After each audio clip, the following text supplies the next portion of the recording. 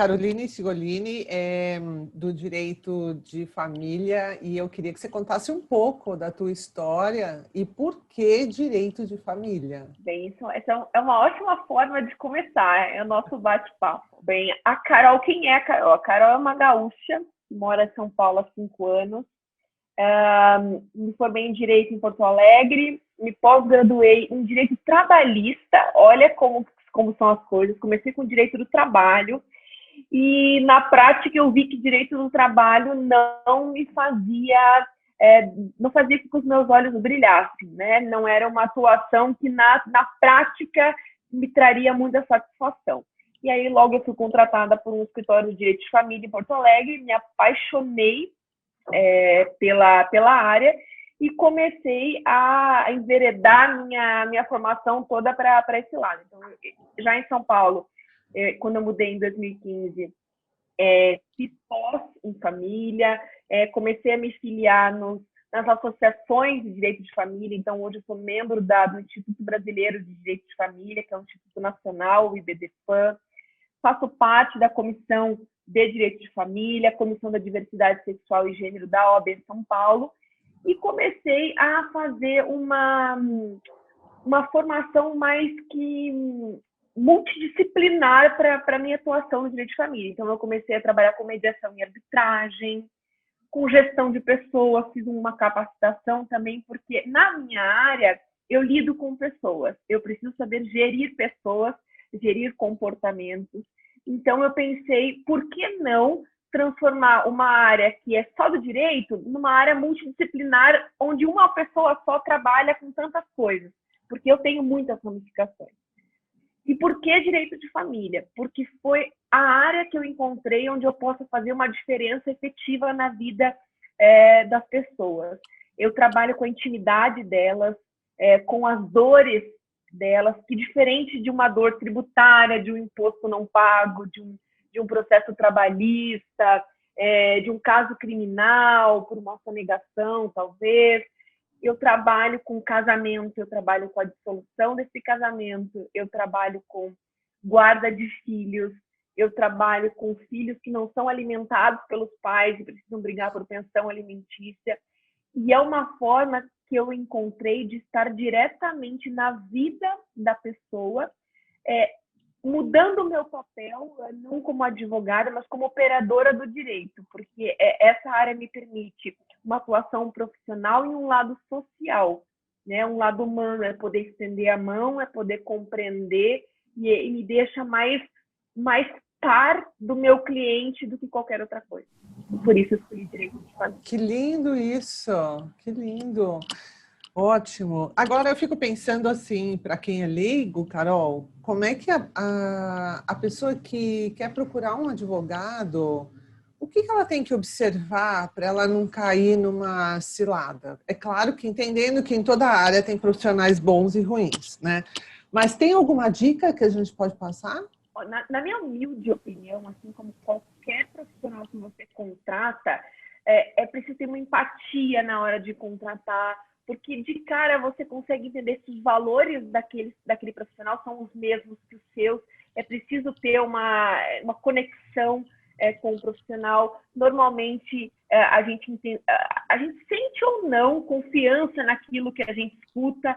É um lance, eu diria que é um lance de sorte ou azar, mas eu acho que as palavras melhores são de conexão mesmo, porque assim como na vida, e eu, Carol, pelo menos, eu tenho aquele profissional que eu gosto de cara, que eu não gosto de cara, que eu tenho as minhas dúvidas, que aí eu vou procurar referências, mas de cara é a conexão, é saber que aquilo que a pessoa está falando se encaixa na sua realidade, para o público leigo, e eu sei assim que da minha família que às vezes me relata a forma como você atende o seu cliente, sem o juridiquês, trazendo para uma linguagem mais natural, né? De fazer uma linguagem mais didática no direito, e se tratando de advogado, eu acho que é um ponto que deve ser levado em consideração na hora de contratar. Ótimo isso. Realmente o juridiquês faz toda a diferença, porque quando a gente escuta, né, tem uma hora que você fica assim, não entendi metade do que ele falou, né? Então, é importante, eu acho que até respeitoso que o advogado não fale no juridiquês, né? e explique de verdade o que está acontecendo, porque às vezes o cliente fica constrangido de perguntar. E que tem muita gente que acha que o juridiquês ele te confere uma credibilidade maior, né? Uma pompa, circunstância e tal. Eu não acho isso. Eu acho que quanto mais didático você... Porque assim, o advogado fala juridiquês com o advogado. Sim. Então, numa petição, se dirigindo para o juiz, e muitas vezes isso também não é tão legal, mas de advogado para advogado. Quando você está com o seu cliente, com uma pessoa que não é da área, você tem que ser o mais didático possível para se fazer entender. Porque, às vezes, você passa a mensagem errada. Então, é preciso ter muito cuidado nessas horas. Me fala uma coisa. Quando os meus coaches adolescentes, na orientação profissional no escritório, quando se fala em direito, se pensa imediatamente em OAB. Isso é um fantasma na cabeça dele. Conta um pouco sobre isso. É tão difícil mesmo? É necessário, eu imagino, que também seja uma prova que faça jus ao conhecimento daquele profissional? O teste da OAB, ele é um fantasma, ele é super temido. Por mim, ele foi temido, acho que antes de 2 anos da minha conclusão de curso, eu já pegava provas passadas para ficar treinando. Muito mais do que uma verificação de conhecimentos, o teste da OAB, ele é um teste psicológico. Muitas vezes ele avalia assim, quem está melhor preparado emocionalmente naquele momento, porque é claro que é uma prova de verificação de conhecimentos, é uma triagem extremamente necessária, porque hoje a gente percebe que o mercado está assim, abarrotado de profissionais do direito. E mesmo com essa triagem, você vê profissionais muito ruins, muito ruins. Então, o teste da OAB não é necessariamente uma qualificação daquele que é o melhor ou não.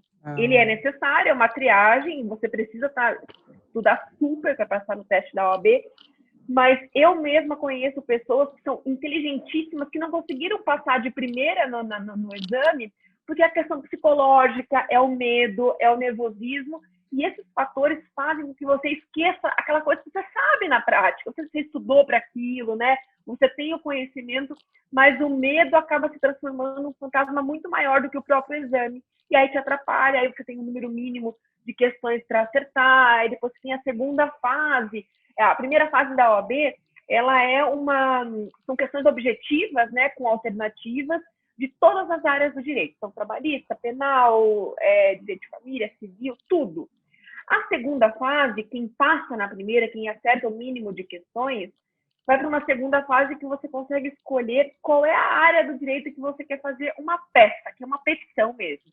Eu escolhi direito do trabalho na minha época, que aí vem uma historinha, a prova coloca uma historinha para que você, como se fosse você atendendo o seu cliente mesmo. A partir dessa história, qual é a ação competente para entrar? E aí você faz uma peça para avaliar. É difícil, é criteriosa, é super formal, como tudo do direito mas eu diria que é muito mais um teste psicológico do que conhecimento. É preciso estudar, mas é preciso você, naquele dia, estar de bem consigo mesmo é o fator decisivo. Bom, já que a gente está falando tanto de família, que é o foco do nosso direito hoje, me conta um pouco. O direito de família, ele vai se transformando junto com a sociedade? Ainda bem. Já foi menos. Hoje, eu posso dizer que muito. Ele se moderniza, ele tem buscado se modernizar a passos lentos, mas significativos. As estruturas familiares, num contexto geral, elas sofreram alterações muito, muito, muito significativas nos últimos anos, né? A gente vê claramente, eu percebo, a queda daquele conceito clássico de família, patriarcal, matrimonial, onde só o homem era o provedor. Hoje a gente não vê mais isso, né? A gente vê criação de filhos independentes. Então, isso mostra que a família tem se transformado, né? Isso aos trancos e barrancos. Eu entendo e eu percebo isso na prática, que o conceito de família, não existe mais o conceito de família homem, mulher, filhos. Não, ele é muito maior do que isso. Essa ideia, a gente sempre pede que que todo mundo abandone essa ideia, porque ela não existe mais. E por quê? Porque a própria sociedade cuidou de formar outros arranjos familiares que acontecem desde que o mundo é mundo, mas que não tinham um olhar direcionado. Com o passar dos anos, a sociedade percebeu o seguinte: as formações familiares que a gente tem hoje devem ser, ou assim, primordialmente, formadas pelo afeto. Então, não significa que o afeto vai estar presente apenas numa formação homem, mulher e filhos, que é um viés muito... com uma questão religiosa muito pesada, né? Muito que veio do direito romano e tal. Então, se transforma, a gente tem aí figuras da união estável, que ela ganhou um super olhar nos últimos anos, né? Uhum. Que era um olhar que era impuro no passado, né? Era uma coisa meio preconceituosa, hoje é super normal. Hoje as uniões estáveis, que são uniões informais, ganham muito mais destaque, inclusive através de números, né? Hoje o casamento mesmo, né? A família matrimonial, ela caiu por terra. Ninguém tem tanta preferência por esse estilo de formação familiar. Uhum. Já a família convivencial, que a gente chama, né? Que é a família da união estável, que ela é mais informal, ela permite que você faça outros arranjos entre pessoas do mesmo sexo, inclusive. É uma formação por costume, então, graças ao costume, né, da sociedade, foi se incorporando e foi se tornando uma naturalidade. Existem, claro, muitas coisas que precisam se modernizar, né? Tem muita coisa que é engessada do direito de família, mas o principal para mim, que é o conceito do que é família, já se transformou, já mudou muito e vai mudar cada vez mais. Hoje a gente tem N arranjos familiares e nenhum se sobrepõe ao outro. Então, isso Ótimo. eu acho que tem sido uma coisa mais democrática. Não, com certeza, mais democrática, mais livre, mais moderna, né? Olhando para o que tem que ser. A família brasileira, ela é diferente de outras famílias sobre o aspecto cultural? Ou seja, existem peculiaridades no direito de família pensando em países? Já teve, sabe, Jamile? Já teve muito mais. Hoje a gente vê que as culturas, por exemplo, muçulmanas, que tem algumas questões que são mais discrepantes com a nossa... mais específicas, né? Enfim, mais de submissão, etc. Mas, no geral, mundo, não. Né? A gente já tem uma coisa muito similar, assim, não é mais... muitos costumes a gente acaba pegando de outros países que são mais... Portugal nos trouxe muitas coisas também. Então, a única discrepância que eu percebo hoje é a questão de famílias muçulmanas, mas de mundo a gente não tem mais tanta peculiaridade, não. As famílias, no geral, os conceitos, os tipos, já tem tido um maior aceite em todo o mundo, graças a Deus, porque Nossa. isso para a gente é muito bom, não, é fantástico. A gente estava falando um pouco antes sobre as formas de família hoje em dia. Eu queria que você falasse um pouco sobre a história do pluralismo familiar. Como eu falei antes, a gente teve um assim, absurdo e um claro rompimento da família patriarcal, né? E muitos arranjos foram acontecendo na sociedade, quebrando muitos preconceitos. Então, por exemplo, a gente tinha desde sempre uma família que a gente chama de família matrimonial, a família formada pelo casamento. Isso já foi uma coisa absoluta. Hoje a gente já tem as famílias convivenciais da união estável. A gente tem famílias que a gente chama de famílias multiespécies, que é a minha família, por exemplo, formada por mim, meu companheiro e um animal de estimação. A gente tem a família monoparental, que é quando existe um único pai ou uma mãe com seus filhos, que é super comum no Brasil. A gente vê carreira solo, né? Pai e mãe de carreira solo. Tem a família que a gente chama de família anaparental, que é quando você não tem nenhum dos genitores, são aquela família formada só pelos irmãos. Então, eu poderia te dizer aqui mais de 20 nomes de famílias, conceitos familiares que são tutelados pelo Estado, igualmente tutelados. O direito protege todos os tipos de família. E eu creio que daqui 20, 30 anos, a gente vai ter um número que não vai conseguir contar mais de tantos formatos que tem. A gente tem a família homoafetiva, formada por casais do mesmo sexo. Então, isso é o pluralismo, é não se ater mais a uma única coisa. Olha, família é aquela família matrimonial. Casei com o casal hétero, casa na igreja, pompa, circunstância, tenho uma penca de filhos, e antigamente, quando nem era uma vontade da mulher, era porque tinha que ter filhos, tinha que casar, tinha que ter filhos. Hoje não, hoje você vê relações que não necessariamente precisam ter filhos, as pessoas não querem ter filhos hoje, não precisam ter filhos, não tem Obrigação. uma obrigação, né? Hoje ficou muito mais a cargo da mulher, esse empoderamento feminino. Hoje a mulher vai para o mercado de trabalho muito cedo, ela privilegia a sua profissão, então não tem mais isso de que mulher tem que abandonar a sua carreira para ser mãe, para ser mulher e dona de casa, né? Então, graças a todo esse modernismo, a gente tem 50 milhões de arranjos e que são todos bem-vindos, e que é isso, essa diversidade que eu adoro no direito de família, e é saber que isso, apesar de ser uma coisa que sempre deveria ter existido, hoje, considerando que a gente tem um Congresso e uma Câmara de Deputados com bancadas tão machistas, com viés religioso, que dependem de muitas coisas nesses setores para passar muita aprovação de lei, etc. O que a gente tem só baseado no costume e no aceite popular, eu acho que já é um avanço absurdo. Eu também acho. Eu sempre vi o direito de família, com todo respeito, como uma coisa assim bem jurássica, onde a gente não tinha muito movimento. Então, você não conseguia ir um pouco para a direita ou um pouco para a esquerda. Era uma coisa muito determinante. Era o que estava escrito e a gente não conseguia fugir disso, né? Foi interessante você falar das relações homoafetivas. Elas, na prática, elas são muito diferentes? Elas são exatamente a mesma coisa, são os mesmos direitos, é tudo, assim, engraçado, quando a gente fala até e eu, quando me intitulo advogada de direito homoafetivo, eu fico me questionando se eu não pratico preconceito, porque o direito homoafetivo é o mesmo direito do hétero. Então, se você parar para pensar, assim, por que a gente faz essa divisão? Essa divisão é necessária para mostrar que o público homoafetivo, apesar de ter os mesmos direitos, sofreu muito para ter esse direito garantido.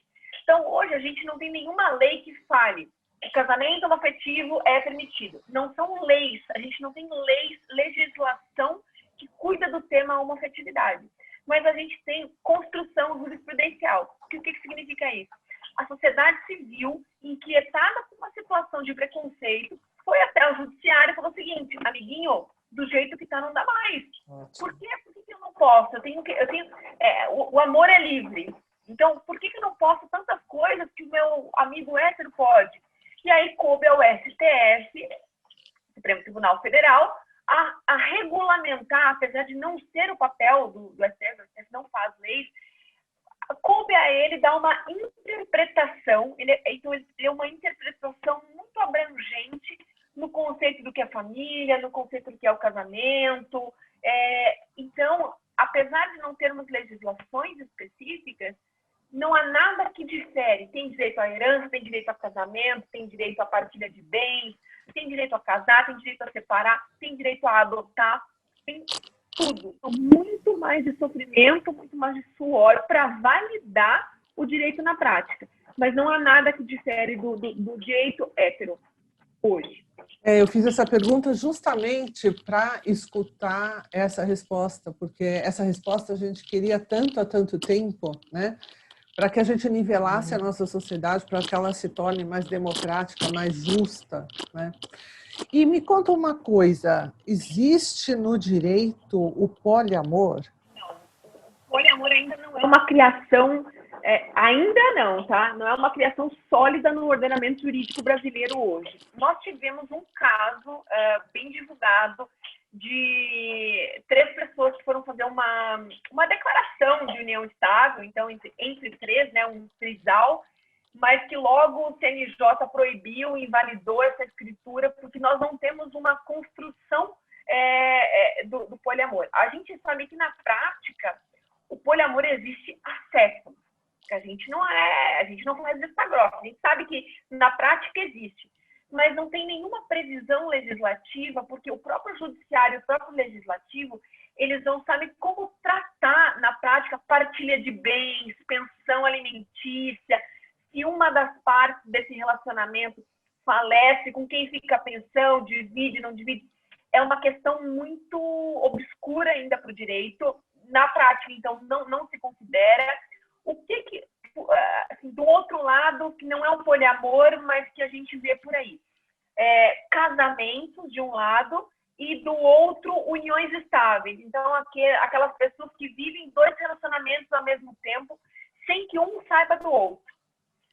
O poliamor, não. Todos os envolvidos sabem daquela situação e aceitam aquela situação. Então, não tem o poliamor regulamentado, mas tem as uniões paralelas, que a gente chama, que é o fato de ter um casamento de um lado e uma união estável de outro, às vezes um em cada estado, e cada um não sabe entre si. Para essa situação, o direito sabe o que fazer. Ele reconhece igualmente os 2 institutos. Mas o poliamor, hoje, a gente não tem nenhum tipo de regramento. A gente não sabe o que fazer. E eu acho que isso é uma evolução, na verdade, né? Porque quando você falou de sociedade, a gente realmente não tem isso construído, não é uma dinâmica simples e nem aceitável, né? Não é aceitável. A gente tem muito preconceito, a gente não sabe falar disso. Quando se propõe isso numa relação, não é muito bem-vindo, muitas vezes, né? Então, acho que a forma como a gente é educado ainda não prevê essa liberdade toda. Né? Porque a gente foi criado, e não dá para ser hipócrita quando a gente fala em relações não monogâmicas, né? A gente foi criado para ter uma relação monogâmica. Então, quando a gente pensa que tem que... assim, é uma libertação, mas ao mesmo tempo é muito difícil. E assim, eu falo com uma cabeça de jovem também. Nem nós, jovens, estamos preparados, porque assim, o poliamor não é uma bagunça, é uma seriedade, é responsabilidade afetiva. Então, uma coisa é fantasia sexual, que é importante que a gente falar quando a gente fala de poliamor, porque hoje o poliamor ele é tido como uma fantasia sexual. Então, um viés de um erotismo por trás disso, né? Uma fantasia. O poliamor não é isso. O poliamor é responsabilidade afetiva, né? É seriedade, é relacionamento, é responsabilidade. Então, nem o jovem, quando fala abertamente disso, muitas vezes ele não sabe do que ele está falando, porque ele não entendeu qual é o conceito de poliamor, de poliafetividade. Mas eu acredito, assim, sendo super otimista, que não se demorará muito para a gente ter um regramento do poliamor. Também acho isso. É só uma questão de começar a sair do armário. Como a gente, né, como a gente falou das relações homoafetivas, eu acho que isso também demorou um pouquinho para acontecer, porque também, como você comentou, existiu muita dificuldade. É um direito que teve muita luta para acontecer, como foi o direito das mulheres também. Exatamente. E até hoje, inclusive. Né? E vai continuar sendo por um bom tempo. É uma construção, né? Bom, então vamos falar um pouco de herança, que eu acho que é outro tema cabeludo. O brasileiro, eu tenho a impressão que não vê com muita facilidade essa história de fazer testamento, né? De já deixar tudo pronto. Eu acho que isso cola um pouco no nosso medo católico de morrer. Culturalmente, a gente não foi preparado para entender que a gente nasce, vive e morre. Simples assim. A gente é muito apegado, a gente é muito afetuoso, a gente não... Enfim, mas tem uma questão cultural, eu acho que no Brasil, forte em relação a isso. Como é que você vê hoje essa questão do testamento? Daria para a gente facilitar alguma coisa para não deixar aqueles testamentos, aquela herança escabrosa, complicada na hora do inventário? É um tabu falar sobre morte, não tenha dúvidas disso. Assim, é super difícil. Mas o que a pandemia trouxe? E eu experimentei isso na minha profissão. Apesar de não ser uma cultura do brasileiro fazer testamento, ter observado um número absurdo de mortes agora com o Covid, fez com que as pessoas se questionassem ou quisessem entender melhor sobre o que pode ser feito com o testamento. que é assim, aquele mito, nossa, eu só faço testamento se eu tiver 300 casas, muito dinheiro, empresa, fazenda. Não, eu posso fazer testamento para deixar coisas minúsculas, coisas sentimentais, né? Não coisas valiosas do ponto de vista financeiro, muito mais emocional. Quando a gente fala de testamento e inventário, por que o testamento facilita o inventário? Porque quando uma pessoa falece e não deixa testamento, vai abrir o inventário, então muitas vezes tem assim, o inventário é aquele apanhado de dívidas e bens, chama quem é herdeiro e divide na ordem que a lei manda, né? Então, quando você faz um testamento e fala o seguinte, olha, eu tenho 100%, 50% disso eu vou deixar para os meus 3 filhos e para minha mulher. Os outros 50% eu quero favorecer um filho, porque é o filho que eu tenho mais, sempre tive mais afinidade, eu quero fazer tal coisa, eu quero colocar a empresa para tal lugar. Eu consigo dar o nome aos bois, não tem muito o que contestar na hora de abrir o inventário. Só vai ser contestado a sua vontade se aquilo infringir a lei. Então, olha, ele doou mais para alguém e ele não podia, ou o outro ficou com menos, né, do que deveria. Então, o testamento ele é uma forma de facilitar o inventário. Não tem muito o que fazer. Aquilo está ali. Obedecer aos critérios formais, que hoje tem critérios formais para elaborar um testamento. Não é simplesmente pegar uma folha e escrever, né?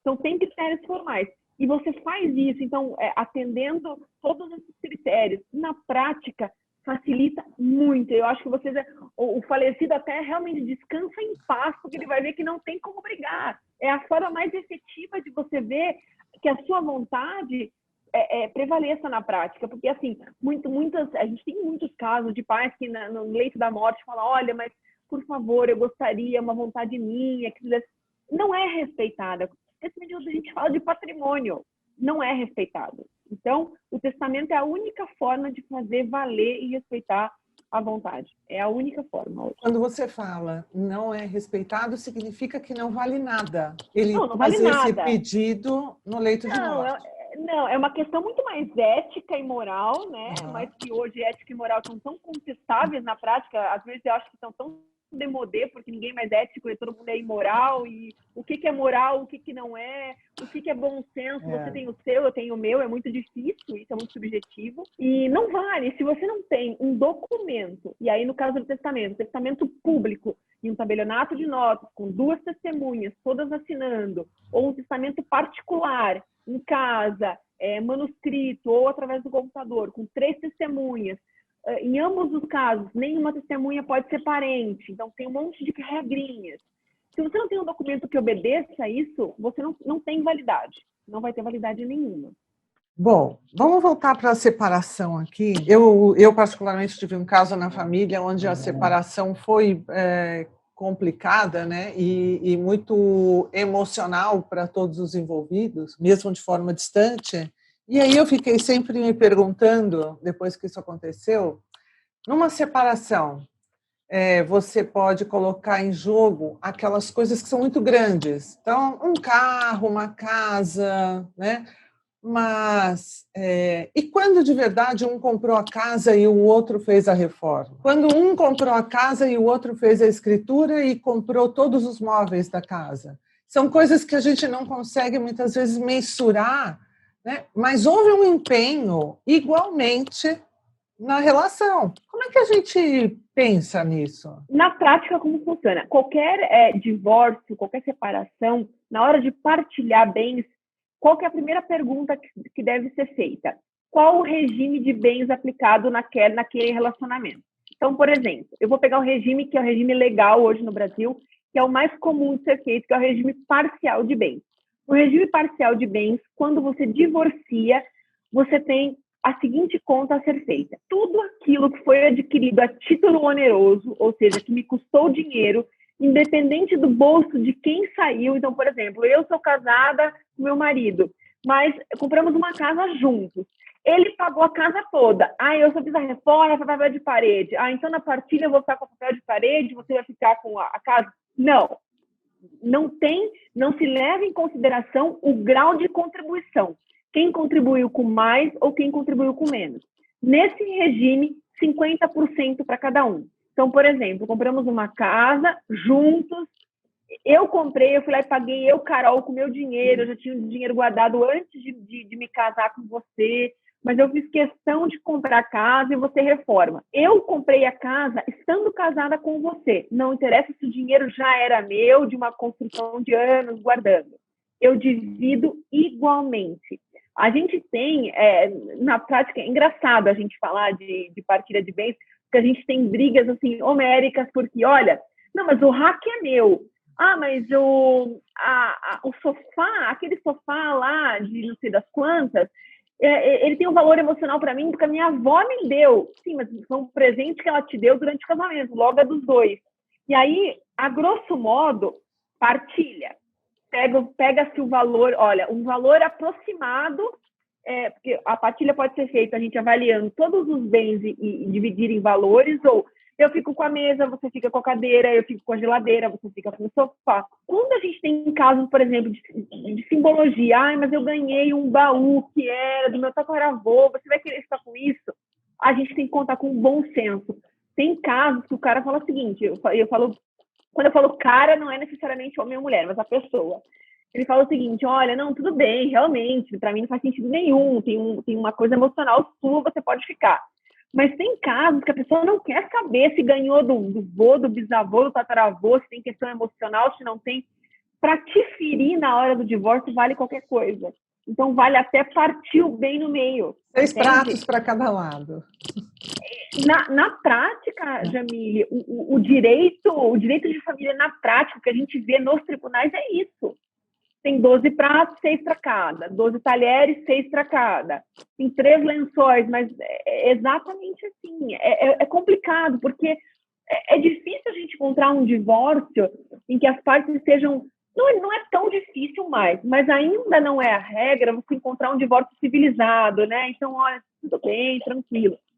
Do outro lado, o que eu percebo na minha atuação profissional é que o final de relacionamento decorrente da prática de traição, por exemplo, então, uma traição praticada pelo homem. O homem tende a deixar tudo na casa. É uma tendência, é como se fosse assim, vou me redimir, eu infringi um dever do casamento, vamos lá, isso na prática não tem, mas eu traí, eu tenho que ficar com menos. Não, a traição não tem nenhum aspecto jurídico relevante, mas tem uma questão pessoal.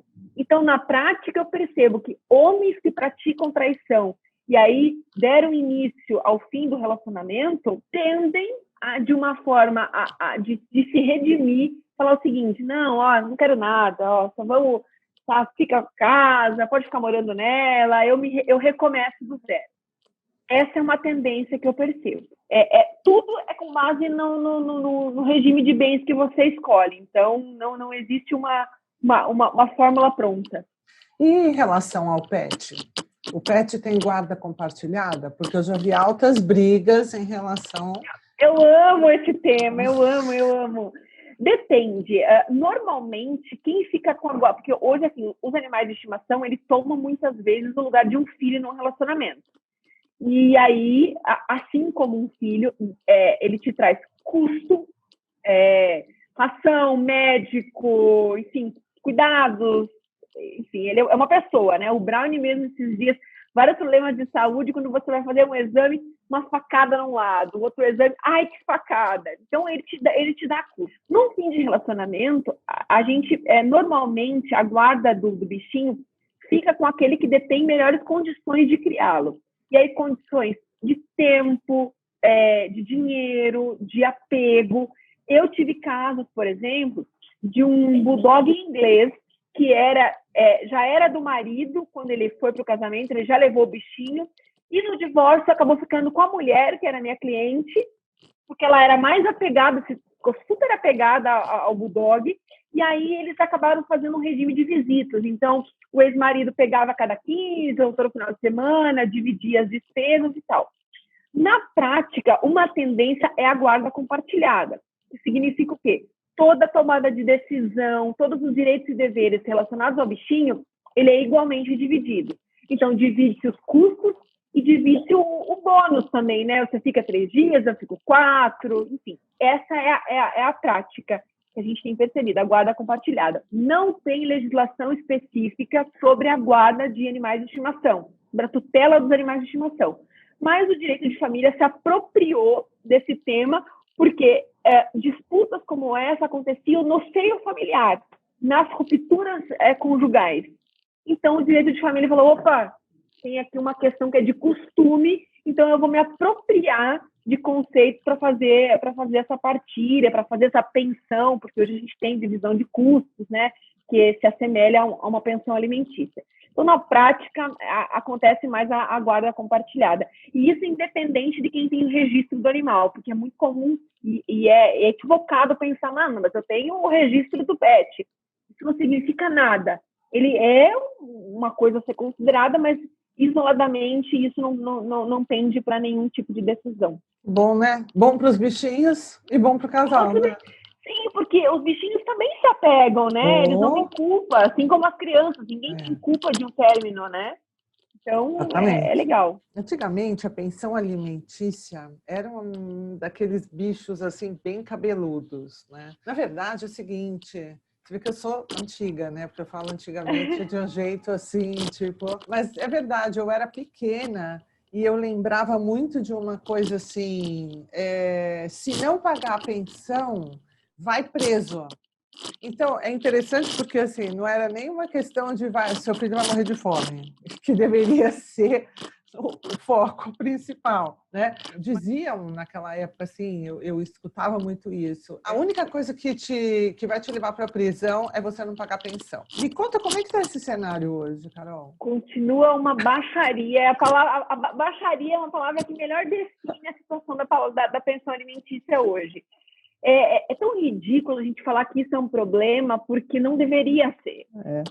A pensão alimentícia ela tem um único objetivo, que é alimentar aquele que tem fome. E o que eu percebo no cenário da pensão? Normalmente, quem mais sofre são aquelas famílias de baixa renda, onde então tem uma ruptura conjugal.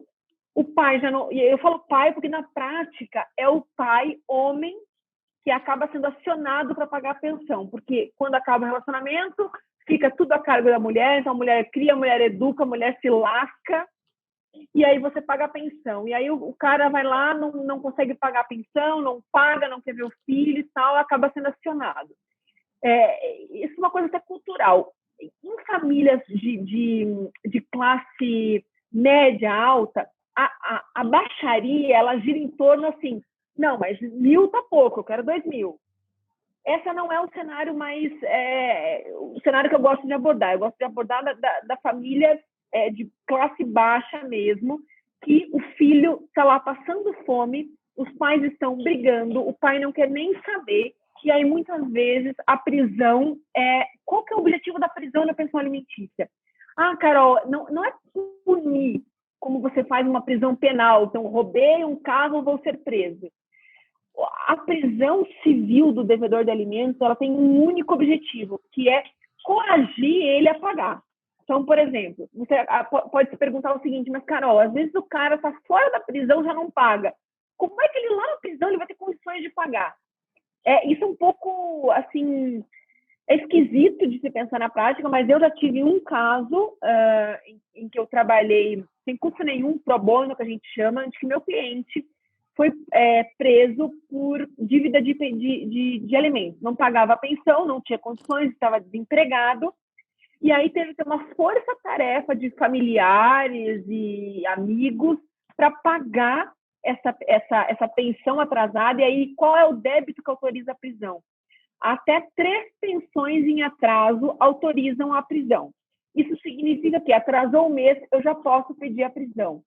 Ah, Carol, mas a prisão ela é automática? Não, eu peço a prisão, ela não é do nada, e a prisão ela é para que a prisão ela seja efetiva, eu tenho que ter tido uma decisão judicial lá atrás que na minha separação falou que eu era obrigada a pagar a pensão. Isso não serve para aqueles casos assim, separei só de boca, também é super comum a gente ver.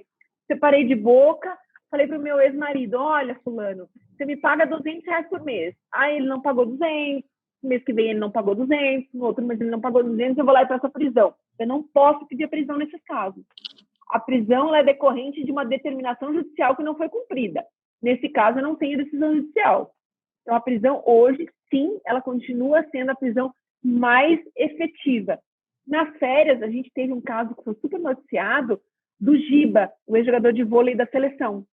Teve um mandado de prisão expedido por não pagamento da pensão. Ah, Carol, mas ele não pagava? Ele não pagava a diferença. Ou seja, ele foi condenado a pagar R$ 8.000 de pensão, estava conseguindo pagar 6. Ah, faltavam R$ 2.000. Isso foi suficiente para que a mãe do filho pedisse a pensão. Olha, você foi condenado a pagar 8, não 6. Nesses casos, falta um pouco de bom senso, também acaba sendo uma guerra pessoal que só prejudica a criança, né? Mas, em linhas gerais, o que movimenta os tribunais hoje são aquelas famílias que o filho realmente não tem condições de sobreviver e os pais acabam achando que se pagar uma pensão vai ser para a mãe ir para o salão de beleza, para a mãe ir para o bar, ou para a mãe fazer qualquer outra coisa em benefício dela, sendo que a pessoa não sequer se questiona o preço que está o leite, o preço que está o arroz, o preço que está o feijão, e que os R$ 200 muitas vezes não custeiam o básico, o mínimo para aquela criança sobreviver. Esse é o grande cenário que movimenta os tribunais. E aí, muitas vezes, o pai está desempregado, o pai foge, o pai se oculta, e aí o judiciário ele é um pouco burocrático, porque assim, olha, o pai está desempregado, o que eu faço? Aciona os avós. Muita gente não sabe que você pode acionar os avós também. Então, olha, o pai não tem condições, aciona os avós. Ah, Não é uma pode? obrigação... Pode, não é uma obrigação solidária, mas ela é subsidiária. Então, assim, não tenho condições, o pai sumiu, porque às vezes o pai sumiu e ninguém sabe o paradeiro. Então, você pode acionar os avós. Em que momento você pode acionar os avós? Depois de acionar o pai e mostrar que não tem jeito. Então, acionei o pai, não encontro o pai, não sei o paradeiro, etc. Juiz, chama os avós para responder. Ah, caramba, né? O Coitados buraco é mais desses embaixo. avós. Coitados, os avós também podem pagar o pato. Quando você fala da pensão, existe a pensão que a mulher paga para o homem ficar. Não, ao contrário, né? Se o pai fica com o filho e o pai não está trabalhando, a mãe é acionada a pagar uma pensão se ela trabalha. Existe isso, né? Isso. Existe, eu vou te falar, é um cenário possível, mas não é a regra. Casos que eu tenho, eu já tive casos de pais que ficaram com a guarda para si e para a mãe coube apenas o direito de convivência, então de visita, de passar um final de semana, mas que não foram obrigadas ao pagamento da pensão. Não significa que eu fico com a guarda, você trabalha, você tem que pagar a pensão. Não é necessariamente isso. A pensão ela é fixada como? Ela considera 2 pilares: a necessidade de quem recebe e a possibilidade daquele que paga. Não é comum o pai ficar com a guarda do filho, eu falo que não é comum mesmo, que os números mostram isso, mas nos casos que eu peguei, que o pai ficou com o filho, o pai mesmo fez questão de falar, não precisa me ajudar. O pai tinha uma questão financeira melhor, vivia melhor financeiramente, né? A mãe trabalhava, etc. Mas ele falou o seguinte, não precisa.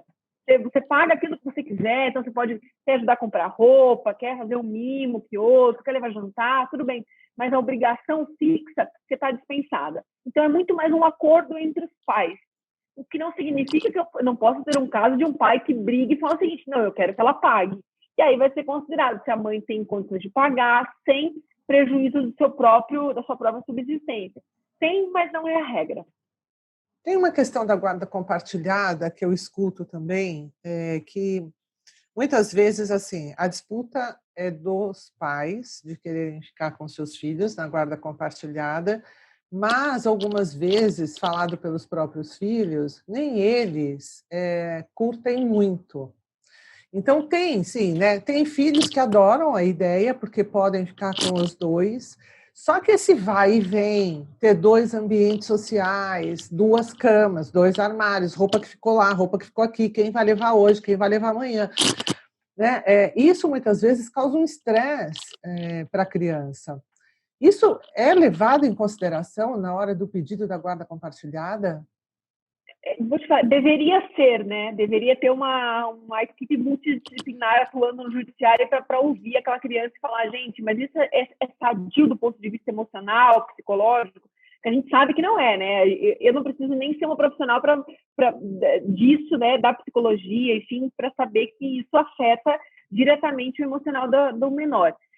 Desde 2014, quando implantaram, então, veio a lei da guarda compartilhada, ela veio para ser uma guarda mais benéfica. Então, assim, hoje o discurso a guarda leva em consideração o melhor interesse da criança. Qual que é o melhor interesse da criança? Conviver com os dois pais. Legal. Na guarda compartilhada, obrigatoriamente, eu tenho que ter uma residência fixa. A residência fixa, então, por exemplo, eu divorcio, a residência fixa fica comigo, que sou mãe. Mas isso não significa que eu não vou ficar 3 dias com o pai, 4 dias com a mãe e vice-versa. Obrigatoriamente, a criança vai ter 2 ambientes. Vai conviver na casa do pai, ou o pai vai lá e faz o quarto do jeito que o filho quer, a mãe faz, aí acaba sendo uma guerra de egos, né? Isso. Qual casa que é mais legal? Em qual casa que eu posso comer porcaria? Em qual casa que eu posso jogar videogame? Então, acaba sendo... Tem momentos e momentos. Tem uma fase inicial, que é aquela fase que muitas vezes a criança, dependendo da faixa etária, curte demais, porque é um descompromisso, bem-vindo, férias, né? É maravilhoso. Então, assim, olha, eu sou o reizinho da casa, eu tenho as minhas, né, as minhas vontades são feitas nos 2 ambientes. Mas tem também naquele momento da vida do adolescente que ele está de saco cheio, que ele está cansado de ir e vir, que ele só queria ter o canto dele, o espaço dele e tal. Isso não é levado em consideração. O que se leva em consideração, assim, tanto que me perguntam assim, Carol, o filho é ouvido? Não como deveria. A partir dos 12 anos, ele pode ser ouvido, o que não significa dizer que ele vai ser ouvido, e que não significa dizer que, sendo ouvido, sua vontade será acatada. Porque também tem uma questão de muita fragilidade e vulnerabilidade que pode afetar a tomada de decisão do menor. Sim. Então, é complicado também, né? Falar, ouvir com quem ele quer ficar. Uhum. Mas isso realmente, dessa divisão, eu entendo que, sem sombra de dúvidas, afeta ele de sobremaneira, mas ainda é a guarda que melhor funciona na prática, porque num cenário que, por exemplo, a guarda é somente de um dos pais e ao outro cabe o direito de conviver, eventualmente, final de semana, você acaba tirando daquele pai também a oportunidade de decisão, por exemplo, porque na guarda compartilhada a decisão é dos dois. Então, por exemplo, vamos mudar de escola, você está de acordo, não está? Os dois participam igualmente da educação da criança. Na unilateral, não. É sempre ou o pai ou a mãe, aí o outro fica meio deslocado, acaba sendo um pai de visita, que é o que a gente chama. Então, ainda com todos os problemas, a guarda compartilhada é a menos pior na prática. Interessante, eu não sabia que essa unilateralidade ela se expandisse para decisões. Sim, sim. Porque muitas vezes eu vejo que mesmo estando com a mãe, o filho, né, ela vai até o pai e pergunta o que ele acha. Mas pela lei ela não precisava fazer isso. Não, esse cenário que você está falando é lindo, é um cenário de civilidade que é o que a gente não experimenta tanto na prática. Quando a guarda compartilhada ela é requerida para si num processo, normalmente ela é meio que uma vingança, sabe, Jamile? Ó, tô separando, então assim, vou pegar no seu calo, não abro mão, quero ficar com a guarda, etc. Só que a pessoa, naquele momento, ela não racionaliza, ela não entende que, assim, eu tô tirando total participação da tomada de decisão. Guarda unilateral o direito de decidir sobre qualquer coisa, viagem, tratamento de saúde, escola, cabe ao guardião detentor da guarda unilateral. E me fala uma coisa, a separação hoje ela é menos burocrática que no passado? A gente já consegue fazer uma coisa tipo, tô me separando ou vamos nos separar? Super, super. Assim, primeira coisa que, para responder essa pergunta, a gente tem que tirar um grande mito aí. Ah, mas ele não quer me dar o divórcio. Ah, sinto muito, ele não tem que dar ou não dar. Você não precisa de aval de ninguém para dar divórcio. Hoje em dia, e isso também graças a uma construção do termo, antigamente, assim, você precisava separar, antigamente era assim, 5 anos separados, depois está mudando, você pode ficar 3 anos separados para depois entrar com pedido de divórcio. Desde 2010, não tem isso. eu quero divorciar. Mas por quê? Não interessa, eu não preciso dar motivo para que eu quero divorciar. Simplesmente quero divorciar. Hoje, se você tem um processo que ele é litigioso, que a gente chama, que é aquela situação assim, fulano, eu quero me divorciar. Ah, mas eu não aceito tal. Você vai lá, entra com o processo judicial e fala para o juiz. Juiz, eu quero divorciar, quero partilhar bens, só não sei o quê. Mas de antemão, já me decreto o divórcio. Afinal de contas, eu não preciso da concordância do parceiro. O juiz vai lá e decreta o divórcio. Eu não preciso de aceite de ninguém. Então, por isso ele é menos burocrático. Porque eu não preciso passar por período de separação. Então, quando você fala separação, na verdade, é um conceito equivocado. A gente tem que falar divórcio. Porque separação pressupõe você ficar por um tempo separado para depois divorciar. Porque o instituto de separação, ele não rompe o vínculo jurídico do casamento. O divórcio rompe. Perfeito. A separação, ela assim, eu dou um stand-by.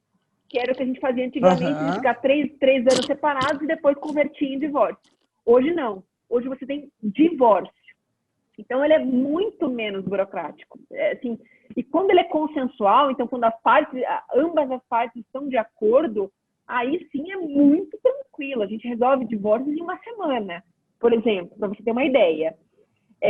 Mas ele é menos burocrático porque ele não está condicionado a nada. Ah, mas eu traí, eu posso divorciar? Não existe traição, não existe culpa, não se discute justificativa, mas por quê, por que não, por que sim? É porque eu quero, é um direito meu. É um direito meu de separar. Então eu quero me separar porque eu quero me separar. E aí, isso é fantástico. E uma outra coisa também que a gente comemora aí, é que antigamente, bem antigamente, só podia divorciar uma vez. Hoje você pode divorciar 10, casar 10, vai. 20, 30. Vai. Que maravilha! Por que eu vou colocar amarras nisso? Por que o Estado, e a gente discute muito isso, o Estado, como é que o Estado vai, o Estado eu falo direito, vai interferir na relação privada dessa forma, dessa relação tão íntima? Ele vai falar o seguinte, não, você pode casar uma única vez. Isso é ridículo. Você pode casar 3, 4, 5, 6, 7, 10 vezes, até você acertar, ou se você não acertar, você continua errando. Ou se quiser experimentar casamentos diferentes, né? Sei lá. Exatamente. E, por exemplo, quando não tem filhos envolvidos, eu posso, sei lá, eu posso ir num cartório e pedir a separação? Na verdade, assim, o cartório ele é um pouquinho diferente. Em que situações que eu posso ir num cartório de notas para fazer o divórcio? Então, quando o processo quando o divórcio é consensual. Então, quando eu e você estamos de acordo, quando não temos filhos menores ou incapazes. Então, eu posso ir lá, os dois juntos. Eu não posso ir lá no cartório e falar registro civil, porque quando a gente fala divórcio em cartório, não é no cartório de registro civil, é no cartório de notas que a gente faz a escritura de divórcio. Então, nesse momento, para essa situação, eu preciso que haja acordo. Eu preciso estar em consenso com o meu parceiro, com o meu ex-parceiro. Sozinha, assim como eu faço no judiciário, falar, juiz, já me decreta, não tem como, na forma extrajudicial, só judicial.